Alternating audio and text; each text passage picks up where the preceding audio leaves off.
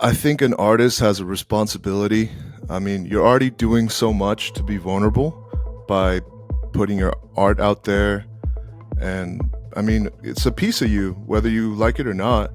Um, so I feel like all the people that I look up to that are artists, and I'm like, God, I feel something when I hear you talk, or when I see your art, or I hear your music, and it inspires me to do the same.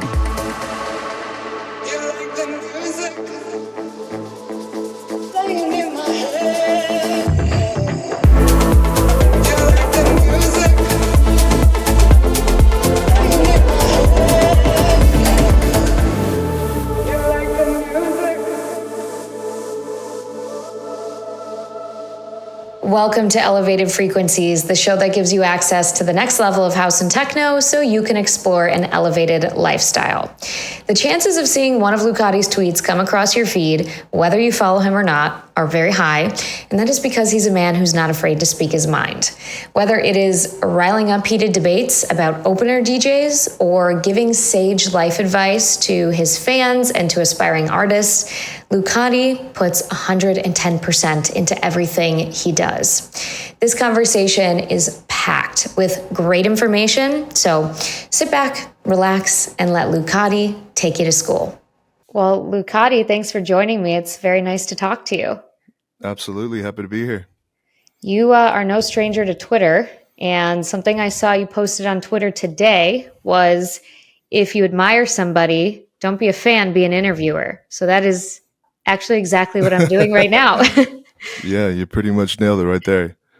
Yeah, Where- I love that quote because a lot of times when I meet fans or I'm a fan of someone else, I want to know how they got there, and like, what's your favorite plugin? What's the little trick that you know that no one else does? Mhm. And sometimes a fan will get a little too excited and not give you that time of day. So yeah, I thought it was good advice. Sorry, I That's cut you great. off. That's okay. Well, you have plenty of good advice on Twitter, and I'm going to try to not make this a thing where I just read your tweets and make you explain them, because I don't think that's good, like, interview practice. But I'm so excited to have you because you just gave me a wealth of content to go off of. You really put it out there, what you're feeling, and you speak your mind. So before we even talk about all your opinions, I want to ask you this. There are a lot of people out there in the music profession, whatever, any industry where you're like public facing, who are very afraid to be vocal. Why is that not you? I think an artist has a responsibility. I mean, you're already doing so much to be vulnerable by putting your art out there. And I mean, it's a piece of you, whether you like it or not.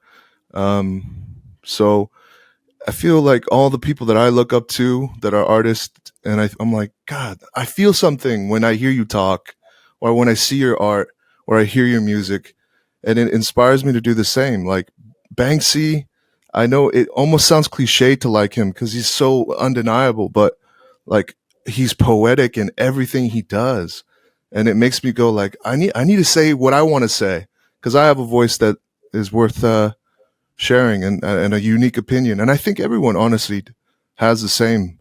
It's just some people have the ability to tap in, and some people don't have that ability because they're stuck in the rat race, unfortunately. So I was lucky enough to get out of the rat race and kind of keep the flame alive and give it another go.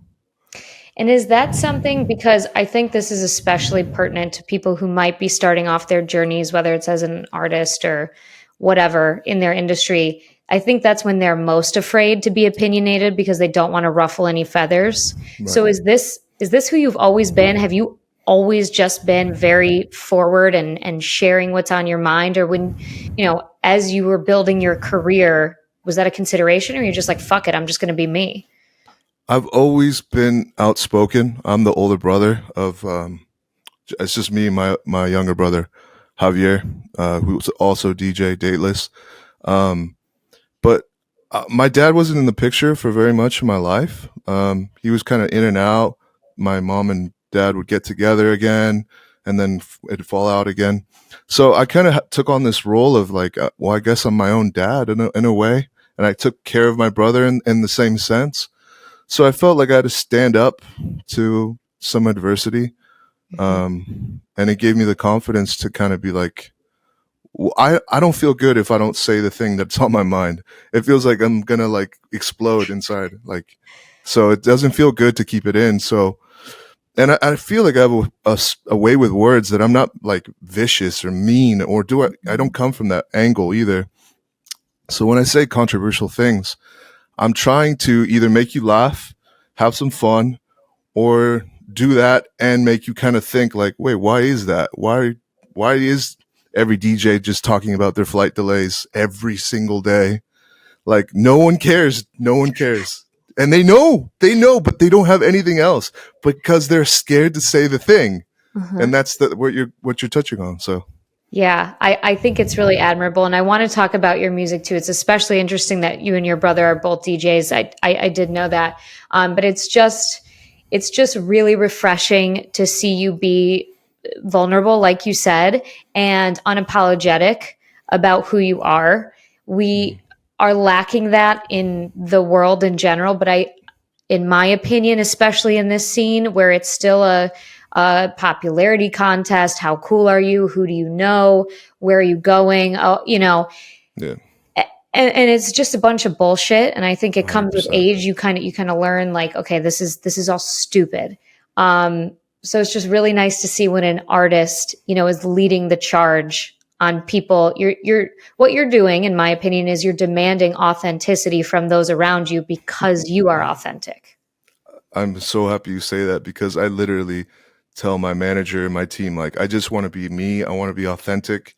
I think that's the wave. You see it in comedy, you see it in movies. Like you can feel the fakeness. It's not, something's off. It's like looking at a face that's AI. You're like, dude, something's weird here. Um, so when you feel the authenticity and the genuineness and the vulnerability of a human, it allows you to connect in another way. And I think that's important. It's so lacking, like you said. So I take it upon myself to kind of lead by example. I mean, some days I go a little crazy, but for the most part, I mean well. Like I'm not trying to be bad, you Yeah, know. So no, I don't think anybody's ever gotten that vibe from you. You I create would disagree, but really? I mean, you did you? create Were you there for conversation. the? Sorry, Which were you there for the opener tweet that I did? yes, I was. I got some nice DMs from that one. Really? But from your peers or just No, from people that like don't matter? I mean, they matter, but they don't know what they're talking about because they don't know what the context is. Like I'm being silly and a little serious, but I'm kind of trying to teach a lesson to people that are like trying to do this right. Because I fell in love with this art form in a very like fortunate time. I went to USC and I grew up in the blog area, the blog house era, with like Mhm. Skrillex, Justice, all the names, Busy P, and I saw the way that they would build the night, and it was so romantic to me. You go to the club early because you don't want to miss the opener, and the opener's taking you on the journey and handing it off to the headliner, and it just crescendos in a way that you could never make a movie like that. You could never make anything. No amusement park relates. So I want that for other people. And when I completely see the opposite, where everyone's just trying to be famous or they think it's their time to shine, and that's how it is. It's a competition. That was my remark. It was like, guys, we're a team. I'm an opener sometimes too. You got to build the night. It's better that way. You're already tired by the time the headliner's there. He's not going to have a good time. You're not going to have a good time. It's simple. Mhm. But yeah, I digress. I agree. I mean, you're the expert in this subject matter, but as a spectator, I couldn't agree more. And I think that it pays in dividends when you are an opener and you do kind of play your role. I think that like good karma comes back to you too. When everybody plays their part in making, doing their job, which is to curate an amazing time, Yeah. um, that can only come back to you in a positive way. I would honestly say if an opener does a good job, it's way more impressive than a headliner. Headlining is easy. You play the popular songs, you play your hits, but Mhm. opening is like you have to win the crowd over right away, and then you have to keep them. And not only that, you're increasing the energy just slightly, whether it's increasing the tempo or the style of music. It's a beautiful art, and it's also something that I think it needs to be here. It needs to be revered. So, and I mean, I have a conversation with John Summit about this, and he's like, dude, it's crazy. It's almost like the people that play before him at shows, like they're trying to impress him, like as if he's watching them and going like, oh my God, that guy's the next fucking guy. And that's not how it works. Not only is that not happening, we don't like that. That's not going to get you our attention. If you do it well, it's like, you stand out so much more. So, yeah. That's very, very interesting. I think a lot of DJs would find that information valuable. It's also hard, and I know you have a lot of thoughts on this, when we are literally curating our lives, our professions, everything to having a moment online. Mm-hmm. It's like, how do you make a 60-second moment so you can go viral or be the next TikTok song or whatever? And I am guilty of this as someone trying to build my own brand. Yeah, we all are. I think so.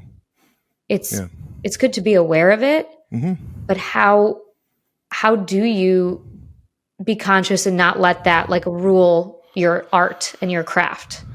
I think that's the thing. It's like, yeah, at a certain time in your career, you focus on that because everyone's telling you that you need to, or you see your friend like going on tour in Ibiza and he blew up because of it.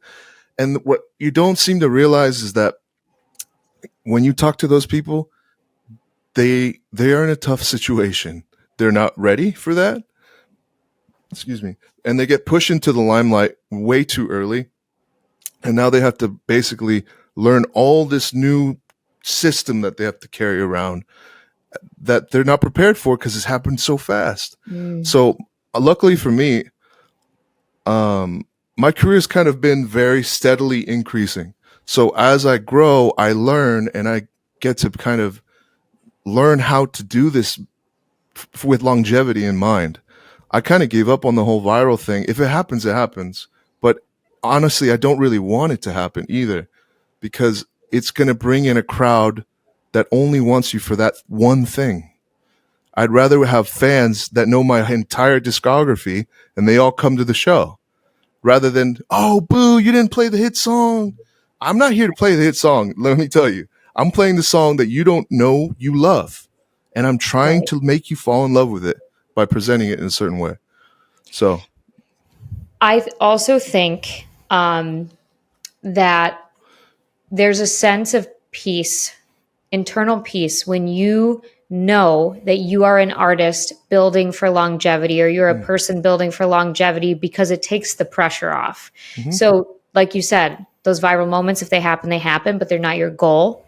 So like for me, when the most important thing to me when I'm putting content out there, you know, on my TikTok, whatever, is I'm consistently myself. Consistency wins the day. yes. And that's what has longevity. But people who, like, I think about all the TikTok stars who literally like did a couple dances, got super famous. Now what are they doing? You can't do that forever. Yeah. How do you scale a dance? How do you scale playing the same frickin' song? I mean, I love the songs that got popular on TikTok or whatever, but how do you scale that? Yeah, I think it's like it's just an issue of like, no one knows what's going to go viral, as much as there are like crazy marketing schemes that go into big labels. Like they'll pay TikTokers to like use the new song in a dance video, stuff like that. But ultimately, I think they went viral by mistake, and now they're stuck with a life they weren't ready for, and now they have people demanding the same thing.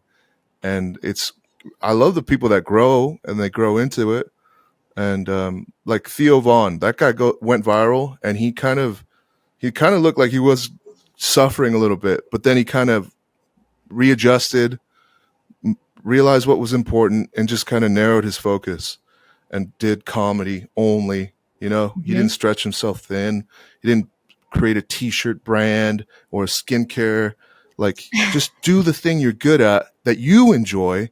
Fuck the fans. You you need to enjoy it because you need to go to sleep at night.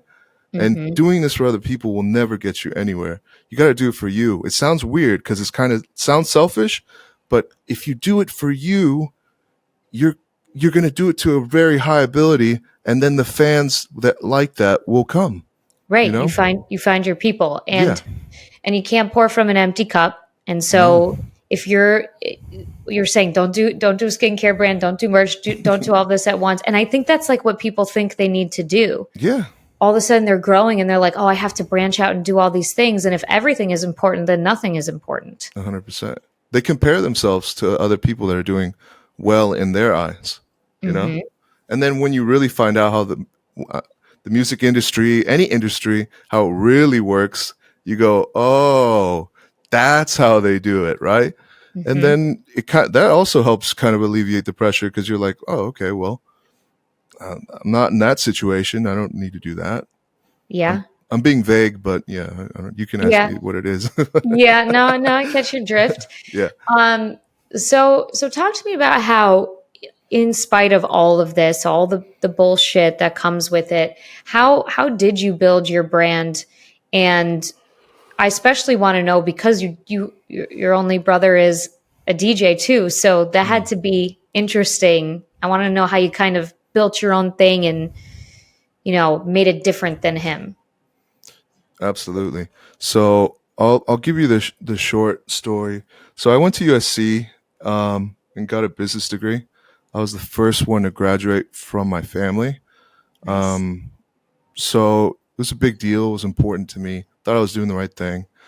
School was always easy, but during during like my education there, I got involved with like dance music because Hard Events, which was Gary Richards at the time, was throwing raves right across the street at the Shrine. And I would hear it. I'm like, what the fuck is that? That's crazy. So loud. I just pick up a flyer off the ground, like look at the lineup, start looking up the names, and I go, dude, this is fucking sick. And I ended up creating a blog where it was a time where you could kind of share MP3s with no reprimands or anything like that. So I became friends with Trevor Bones from Gotta Dance Dirty. There was another one called Kid City, Chemical Jump, like these that we all were sharing music with each other as well as the general public. And I actually got invited to open the side room at the Avalon for one of the nights that Gotta Dance Dirty was doing. And they told me, hey, why don't you like throw a competition to have the opener open for you? And so I did. And I basically asked the general public, like, yo, give me a 30-minute mix and your best original record. Let me see. And out of that, I actually picked this guy, Kevin Chapman, who's Sunburn now. And we actually hit it off, started making music together. And we actually became pretty popular pretty quickly. And it was just EDM, right? Like Data Life, like bootlegs of This Is How We Do It. Like, cool at the time, but a little interesting now if I look back. But we linked up with the guys at LED in San Diego, and we became residents at Voyeur, which is no longer a club in the Gaslamp district. And it all was happening so fast. We opened for Skrillex, Alex Metric, Data Life, like Fetty Legrand, Porter Wow. Robinson. We got signed to Chris Lake's record label that was called Rising at the time. Dead Mouse was opening with like that song for his whole tour. Like Wow. we were about to just pop off, right? And then it got to the point where I had to finish college. I was like in my last year, and I kind of was like, I needed to spend some time doing this, or else I'm not going to be able to finish. I told Kevin, and he was like, "Oh, no problem, man." And then one day he's like, "Hey, we need to talk." And then we went to have a dinner. He's like, "Yo, I don't think your heart's into this anymore. I think we should go separate ways." I was like, kind of sideswiped because it didn't feel that way to me. But it is what it is, right? So I kind of took that as like, all right, well, that didn't work out. I'm going to do the rat race. And I had several jobs that were of no interest to me. Like basically, I was a quality assurance manager for an airplane company, car dealer. Anyways, I No digress. way. Yeah, so I did all that, and in that, I taught my brother everything, and he saw what happened to me. It kind of gave him this vengeful spirit of like, no one does that to my brother, kind of a thing. Because I felt slighted. I'll be honest, but it was meant to be. But nonetheless, I taught him everything I knew, and I would play around with Ableton and stuff like that. And then got to the point where I was fed up with my job, and my brother's getting pretty good, and I was like, "Whoa, shit, dude, you're onto something." Was that hard? That had to be hard. You had all this success, and now you're working for in quality assurance, and now your brother's getting good. I can't even imagine what was going through your head. It was not hard in like a jealous way. It was hard because it was like, I guess life is telling me this isn't for me, even though it felt like it was. Mm-hmm. And it was hard to like pull myself and be like, no, it is, dude. I had nothing to tell me that, right? Yeah. So And did you? Sorry to interrupt, but no, go ahead. did you feel pressure to finish school because you were the first in your family to graduate? Yeah, yeah, 100%. And I mean, I took loans out, but I did get a scholarship, and so Yeah. it felt important to me, and then to my parents. I wanted to make them proud, but so I saw him getting better, and then he got signed to Dirty Bird, and it was like amazing because it was a big record, did well, and then he started getting invited to these shows that Claude would throw, and basically I kind of started falling in love with it again, and he inspired me to kind of really spend some time. And every time I would be at my lunch hour, I'd come home. I lived really close, and I'd work on Ableton for an hour, bounce a song, listen to it, make the changes, come back, do it again. So I was like addicted. I was back in like the mode of like, oh my God, this is so much fun.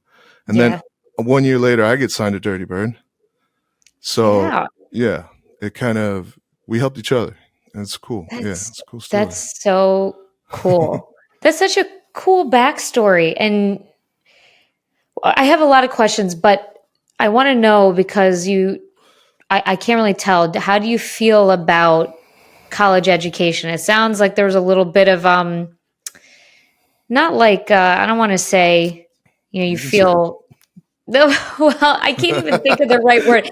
Seems like you're kind of pissed that you felt the pressure to do that. And I mean, this is coming from somebody who has a useless master's degree across from me. Okay. I've done absolutely zero with that degree. So I feel you. I feel the same way. I think we'll talk about college, but the whole education system is just bizarre to me. Looking back in hindsight, I don't remember anything. Like, Same. but I got through it. I just got good at taking tests. That's what it felt like. Well, that's how they. That's it. That's what they do, though. That's what they want. Like it's built for that, and it's crazy. I was having this conversation. I'm a consultant. That's like my main thing, right? And I was consulting my client about basically millennials and them as a persona. I'm like, listen, they learn everything on YouTube. You got to talk to them differently than you're talking to somebody who's been in business for 20 years, an entrepreneur for 20 years, because they don't give a shit about your prestigious degree. No. You're not going to relate on that because by the time you get out of school, that shit is not even relevant anymore. 100%. And you could argue it never was, because you have armchair theorists like saying, well, this is what's important in the real world, while they're not in the real world. No, and it's then it's a vacuum. Yeah, it's crazy. Yeah. It doesn't make any sense. And it's like, it's crazy because it costs so much money. And it's so, and you still, so I'm a big, this is total side. I'm a big proponent of apprenticeships because it's like you get paid to work, hands-on learning. Like that's that's how Europe does it. Right. And like just from the technology aspect alone, because I used to be a TV news reporter, I was learning on fucking cameras that like have not been used since the 90s. You know what I mean? And then I get out and I'm completely ill prepared for the world. And the only people I think who got value out of their college education. I mean, I'm sure there's whatever, but it's like the people who already had ins because their mom or dad worked somewhere, Yep. and that's like, you know what I mean? Like, No, so 100%. what are we all like playing a role in this scam? I don't know, dude. I'm waiting for the revolution myself. Yeah, I know. That's why I You felt let me know when it comfortable. happens. I will Yeah. be there. I feel like you'll be in the front with a torch, and that's why I've seen you like talk about this. It's Yeah. just crazy because you know, like education is so important, but Yeah. the way that they do it is so antiquated. But you know, every step in your journey has its place, Right, and right. for you, you know, who knows how, you know, it's you made two separate careers, you and your friend, you and Sunburn, like that's who knows if you would have been as successful if you stayed together. Right. Yeah. Obviously I'm very happy that happened, which is weird because yeah, you don't think that at the time. Of course. Um one more point to the education thing. I think the older I get, the more I realize the best way to learn is to do Mhm. whatever it is. Right? Obviously, there's things that like becoming a doctor. Yeah, you need to know the manual. But like when it comes to like, I want to start a business, start the business. Go find out how to make a t-shirt. Go learn graphic design. The more you can learn yourself and not right away like subcontract is the best. Like in the beginning as an artist, uh, you don't know how to master your own stuff, and that's a big hurdle. And then you realize that that's not even the most important part. It's the mixing of the levels of the volumes.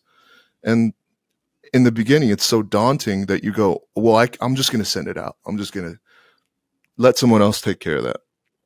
But then you realize that's part of the artistic process itself. Mhm. Like you send it out and then the guy sends it back and it's not the same. It's not the art that you made. Right. So yeah, just do everything yourself, and it's going to suck for a little bit, but it's worth Yeah.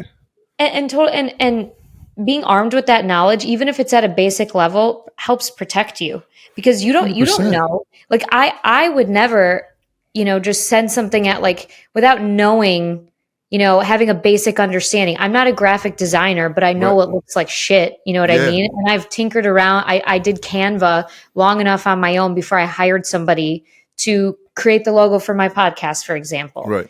You know, so it's really, I think you're protecting yourself Yeah. when you're taking the time to learn those things, and it's so it's easy now, and knowledge isn't behind a paywall anymore. Like it's free. You can Yeah. cobble shit together from all different platforms, and Right. so there's not really an excuse.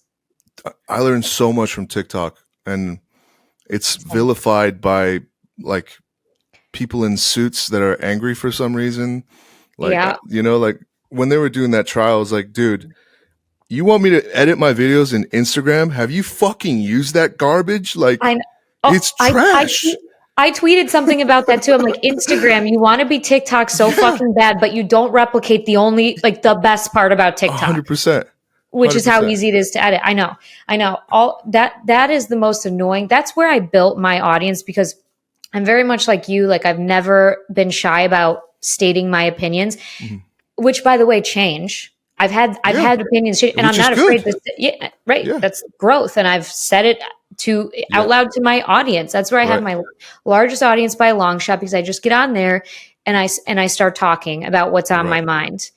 And it's crazy because that's what you'd argue they don't want us to have. They don't want us to have the ability to just be authentic and share, Yeah. unadulterated, filtered knowledge. 100%. And it's crazy because like it doesn't even have to be political or controversial.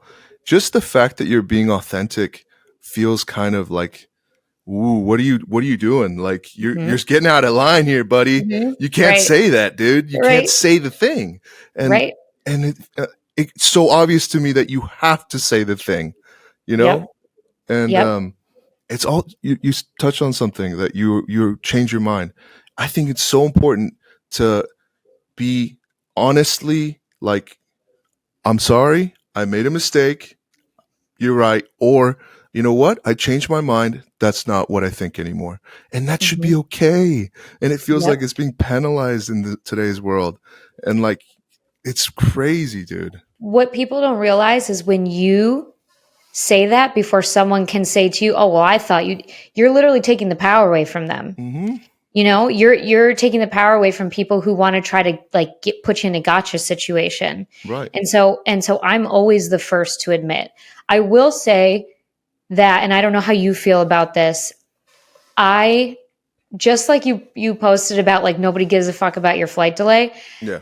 I have now, as I've gotten older, matured a little bit, thought to myself, do I really need to post this? Is this something that like can create community, make people reflect, do a good thing, or am I just bitching just to bitch? And I've Yeah. definitely edited, even if it's a valid point, I've Right. edited my approach a little bit. I've refined my approach.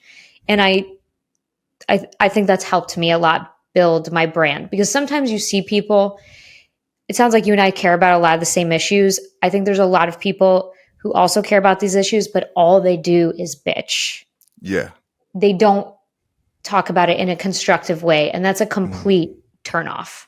I agree. I think I came to that realization myself. If I have something kind of negative to say, like a critique of this thing, why do we do it this way? I Mhm. always write it and then I rewrite it and I go, how do I say this in the positive? Mhm. Like, like, wouldn't it be better if this, or, like, Right. and it helps me be a little bit more positive too, because I don't want to live in that world, but we all have Yeah. those thoughts. Yes. Yeah, it's Yeah. constructive. Yeah. It's great advice, because you're just going to turn people off Yeah. from wanting to I engage mean, with I do you. it. I unfollow right away. I'm like, dude, Yeah. this is the 5th tweet. You haven't posted a meme. Wasn't funny. I don't care anymore. You are my friend in real life, dude, but I can't do it. Can't look at that. Sorry. You wouldn't follow your friends? I mute them, but they don't know that. I'm sure they do the same to me. Wait. I want to know one person who's muted. Oh God. This is going to be the viral TikTok moment. I better say the most important guy. No. Who do I mute? Okay, I'll say this because I know she's done it to me as well. I've muted Vanessa sometimes, but she's muted me, and I am like, I get it. We understand, all right? I know you Yeah. don't want to see my shit all the time. Oh, that's so Yeah, funny. Well, I see. I mean, I think she shares a lot of the same opinions too. yeah, yeah, yeah. She's very like vocal about what she cares about. I Right. interviewed her at EDC Orlando when I was working with Insomniac, and I Awesome. talked to her about that. I was like, her and Jay, where I was interviewing them at the same time, I'm like, you guys stand up for what you believe in, and it's Yeah, great. And they're like, yeah, why wouldn't we? You know, 100%. but that's funny. She's Well, a good friend of mine too, so I hope she doesn't I actually hear figured that. I figured you wouldn't say that about somebody who's like your fucking, nemesis. Well, this has been so fun. I could literally talk to you for like hours and hours. Same. I'm This having is fun. such a great conversation. Leave us with something. Leave the fans with something. Like, it could be something you thought about this week, or a mantra you live by. Sure. So I'll use my real life as an example. Let's see here. It's really hard to be artistic. It's really hard to make your art your job, because at a certain point it feels like a job, and that sucks. And no one tells you that. And it's really hard to give yourself a break and kind of let yourself have a bad day in the studio or what have you, and not let it tear you apart. So some some sage advice I would say is, try to detach yourself from the art that you make, because it is you in a sense, but it's not you. It's not the person that walks around and has the feelings. It was a moment in time, and there it's in your SoundCloud. There it lives. So get out of your own way. It's okay to be sad. It's okay to have a bad day. Talk to your friends. There's people that love you. Um, yeah, I think you gotta take care of yourself in this world, because if you don't, I don't think anyone else will. That's real. So yeah, That's really real. Well, thank you so much. This was so fun. And I'd love to have you back. I feel like I Yeah. need to do check-ins. I need to like give it like 3 months worth of tweets and then check back in because there's too much good content out there. That's like 2 days, dude. 3 I months know. worth. No, it's so nice to meet you. Thanks for having me. I had fun. Thank you. Playing in my head. I could have talked to Lucati for hours, and I hope I get a chance to again because he's literally a wellspring of free game. There's so many takeaways from this episode, but what I really want to emphasize is the fact that you should never be afraid to use your voice. Far too often, I meet incredibly talented people who are literally afraid of their own shadow. They are afraid to ruffle feathers because they don't want to potentially lose opportunities. And what I like to remind them, and Lucati said this in his own way, is that you are not for everybody, and you shouldn't try to be. Your idols, the people you look up to, they didn't get to where they are today by being timid and by being a people pleaser. So why do you think you're going to get to where you want to be by being timid and being a people pleaser? I digress. If you like this episode, as always, the best way to support the show is to subscribe on YouTube or follow wherever you listen to podcasts. Share it with your friends. Of course, I will see you back here next week. Have a great day.